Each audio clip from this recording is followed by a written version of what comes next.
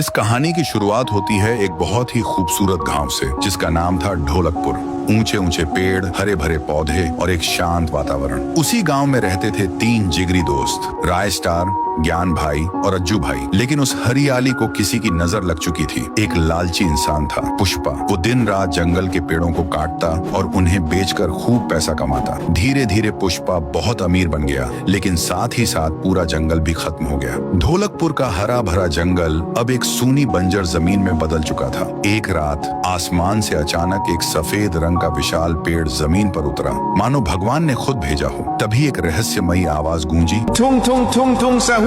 और वो पेड़ एक इंसान में बदल गया। लेकिन वो आम इंसान नहीं था, उसका शरीर लकड़ी जैसा था। उसने एक मंत्र बोला और देखते ही देखते बंजर धरती पर फिर से हरियाली लौट आई। पूरा जंगल रातों रात फिर से जिंदा हो गया। सुबह गांव वालों की नींद खुली तो देखा चारों तरफ हरियाली थी। हर कोई खुश था, लेकिन पुष्पा की लालच अब भी खत्म नहीं हुई थी। जब पुष्पा को खबर मिली कि जंगल फिर से लौट आया है, उसने अपने पूरे गैंग को इकट्ठा किया और कहा, आज रात हम सब अमीर बनने वाले हैं। रात होते ही वो लोग बड़ी बड़ी गाड़ियों में जंगल की ओर निकल पड़े। उसी रात स्टार अपने दोस्तों ज्ञान और अज्जू के साथ घूमने निकला। तीनों कार में थे। जैसे ही कार आगे बढ़ती है, सामने से पुष्पा अपना मॉन्स्टर ट्रक लेकर आता है और टकरा जाता है। जोरदार क्रैश होता है, कार पलट जाती है। राय स्टार जमीन पर गिरता है और बेहोश हो जाता है। ज्ञान और अज्जू बच जाते हैं और तुरंत उसे हॉस्पिटल ले जाते हैं। डॉक्टर ने काफी देर तक चेक किया और कहा, सॉरी, तुम्हारा दोस्त अब नहीं बच सकता। अज्जू और ज्ञान रो पड़े। उन्होंने डॉक्टर से गुजारिश की, कुछ तो करो डॉक्टर साहब। डॉक्टर ने कहा, एक रास्ता है, तुम्हारे गांव के जंगल में एक लाल रंग की जादुई जड़ी बूटी मिलती है। अगर तुम ला सको तो शायद मैं तुम्हारे दोस्त की जान बचा पाऊं। दोनों दोस्त बिना वक्त गंवाए जंगल की ओर निकल पड़े। दूसरी तरफ पुष्पा और उसके आदमी जंगल में पेड़ काट रहे थे। तभी उन्होंने उस सफेद पेड़ को देखा। सब खुशी से झूम उठे,